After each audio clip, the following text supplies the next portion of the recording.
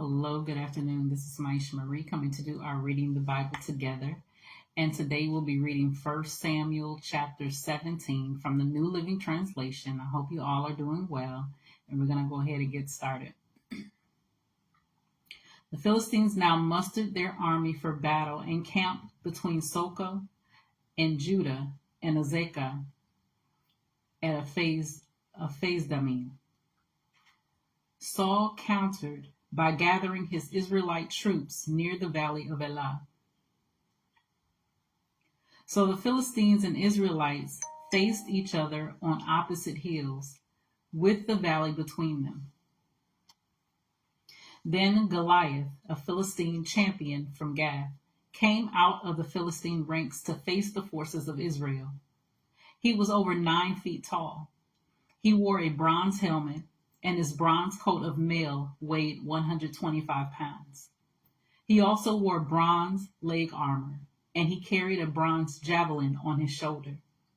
The shaft of his spear was as heavy and thick as a weaver's beam, tipped with an iron spearhead that weighed 15 pounds. His armor-bearer walked ahead of him carrying a shield. Goliath stood and shouted a taunt across to the Israelites. "Why are you all coming out to fight?" he called. "I am the Philistine champion, but you are only the servants of Saul.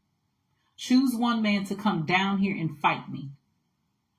If he kills me, then we will be your slaves. But if I kill him, you will be our slaves. I defy the armies of Israel today. Send me a man who will fight me." When Saul and the Israelites heard this, they were terrified and deeply shaken. Now David was the son of a man named Jesse, an Ephrathite from Bethlehem in the land of Judah. Jesse was an old man at that time, and he had 8 sons. Jesse's 3 oldest sons, Eliab, Abinadab, and Shemaiah, had already joined Saul's army to fight the Philistines. David was the youngest son. David's 3 oldest brothers stayed with Saul's army. But David went back and forth so he could help his father with the sheep in Bethlehem. For 40 days, every morning and evening, the Philistine champion strutted in front of the Israelite army. One day Jesse said to David, "Take this basket of roasted grain and these 10 loaves of bread and carry them quickly to your brothers. And give these 10 cuts of cheese to their captain. See how your brothers are getting along and bring back a report on how they are doing." David's brothers were with Saul and the Israelite army at the valley of Elah, fighting against the Philistines. So David left the sheep with another shepherd and set out early the next morning with the gifts, as Jesse had directed him. He arrived at the camp just as the Israelite army was leaving for the battlefield with shouts and battle cries. Soon the Israelite and Philistine forces stood facing each other, army against army. David left his things with the keeper of supplies and hurried out to the ranks to greet his brothers. As he was talking with them, Goliath, the Philistine champion from Gath, came out from the Philistine ranks. Then David heard him shout his usual taunt to the army of Israel. As soon as the Israelite army saw him, they began to run away in fright. "Have you seen the giant?" the men asked. "He comes out each day to defy Israel. The king has offered a huge reward to anyone who kills him. He will give that man one of his daughters for a wife, and the man's entire family will be exempted from paying taxes." David asked the soldiers standing nearby, "What will a man get for killing this Philistine and ending his defiance of Israel? Who is this pagan Philistine anyway, that he is allowed to defy the armies of the living God?" And these men gave David the same reply. They said, "Yes, that is the reward for killing him." But when David's older brother Eliab heard David talking to the men, he was angry. "What are you doing around here anyway?" he demanded. "What about those few sheep you're supposed to be taking care of? I know about your pride and deceit. You just want to see the battle." "What have I done now?" David replied. I was only asking a question. He walked over to some others and asked them the same thing and received the same answer. Then David's question was reported to King Saul, and the king sent for him. Don't worry about this Philistine, David told Saul. I'll go fight him. Don't be ridiculous, Saul replied. There's no way you can fight this Philistine and possibly win. You're only a boy, and he's been a man of war since his youth. But David persisted. I have been taking care of my father's sheep and goats, he said. When a lion or a bear comes to steal a lamb from the flock, I go after it with a club and rescue the lamb from its mouth. If the animal turns on me, I catch it by the jaw and club it to death. I have done this to both lions and bears, and I'll do it to this pagan Philistine too, for he has defied the armies of the living God. The Lord who rescued me from the claws of the lion and the bear will rescue me from this Philistine. Saul finally consented. All right, go ahead, he said, and may the Lord be with you. Then Saul gave David his armor, a bronze helmet and a coat of mail. David put it on, strapped a sword over it, and took a step or two to see what it was like, for he had never worn such things before. I can't go in these, he protested to Saul.